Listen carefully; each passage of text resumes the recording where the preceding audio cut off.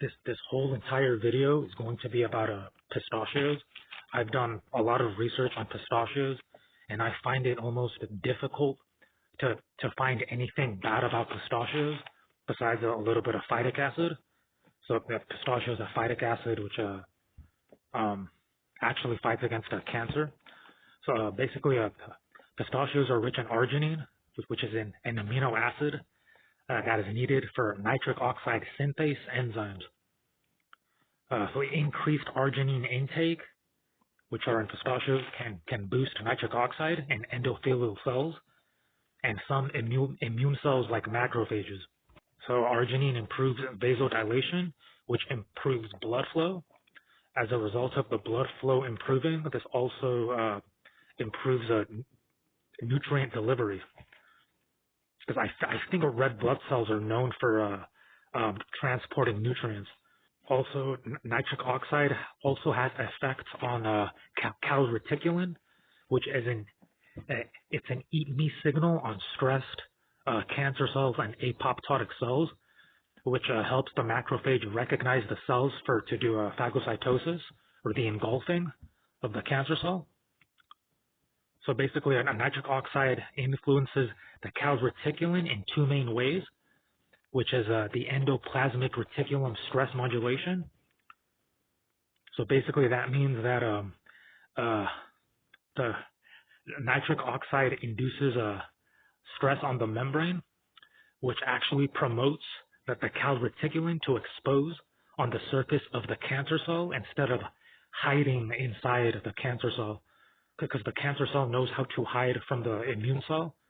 Because if the cancer cell pulls in the CTR, or the calreticulin, then the macrophage can't see it and can't do phagocytosis. So pistachios help bring out that CRT. So basically, that's enhancing the eat me signal. Okay, so pistachios are also rich in vitamin B6, which is a cofactor in amino acid metabolism that actually affects magnesium and vitamin D receptors.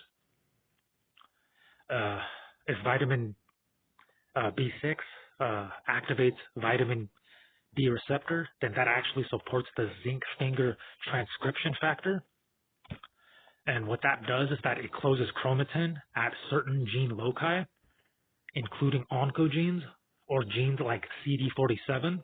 So basically, the CD47 is the don't eat me signal that's overexpressed on cancer cells.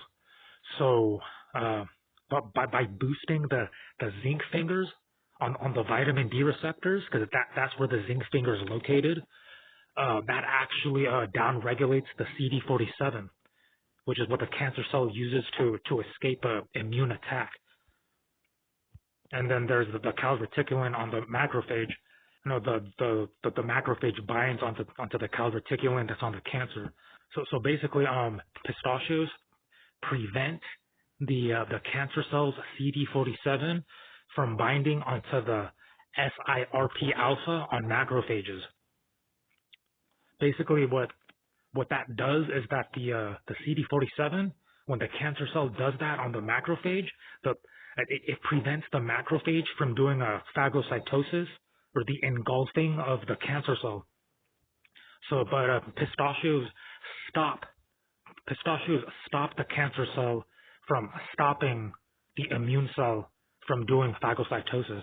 And pistachio does that by suppressing the transcription of CD47 at the chromatin loci by the use of the zinc finger on the vitamin D receptor. So when the CRT is exposed on the cancer cell, the CD91 on the macrophage detects the CRT and then does a phagocytosis. Another important thing that pistachios do is that they influence chylomicrons. Basically, chylomicrons are in the intestines, and they're needed to absorb fat-soluble vitamins such as vitamin D, E, A, and K. Because without them, like if vitamin D doesn't work, then vitamin K2 doesn't work, which is heart problems. If vitamin A doesn't work, then that means that vitamin B12 is not going to work, and then that's going to lead to homocysteine, which is a main marker of cardiovascular problems, cancer problems. Vitamin E won't work, which means that there's going to be excess inflammation. So that goes to show that these chylomicrons are very important. So basically, pistachios, it promotes efficient but not excessive chylomicron assembly. Compared to saturated fats, pistachio fats form smaller, less cholesterol-dense chylomicrons. That's important because smaller chylomicrons are cleared faster and are less atherogenic. So that implies that too many chylomicrons can promote atherosclerosis, I suppose. Pistachios contain soluble fiber and phytoesterols, and the fiber slows intestinal lipid uptake, which leads to reduced postprandial chylomicron spike. Phytoesterols compete with cholesterol for incorporation into chylomicrons. The result is lower chylomicron cholesterol content. This reduces delivery of cholesterol to the liver and peripheral tissues. So pistachio fats enhance lipoprotein lipase activity, which means that quicker conversion into chylomicrons and less interaction with the vascular endothelium and macrophages. This also reduces foam cell formation and lower toll-like receptor 4 activation risk. Basically, the toll-like receptor 4 is that activates when gluten from gluten exposure from pizza, biscuits, some breads. I think some rice has gluten too. When that happens, the lipopolysaccharides binds onto the toll-like receptor 4 on macrophage, and that can have like a negative downstream effects. So pistachios can help stop that. Pistachios also reduce foam cell formation. Foam cells happen when there's too much cholesterol in the heart arteries, and then also too much oxidized LDL, and then the macrophage attempts to engulf the cholesterol or the oxidized LDL, and then that makes a foam cell. If that happens too much, if too many foam cells form, that makes more inflammation.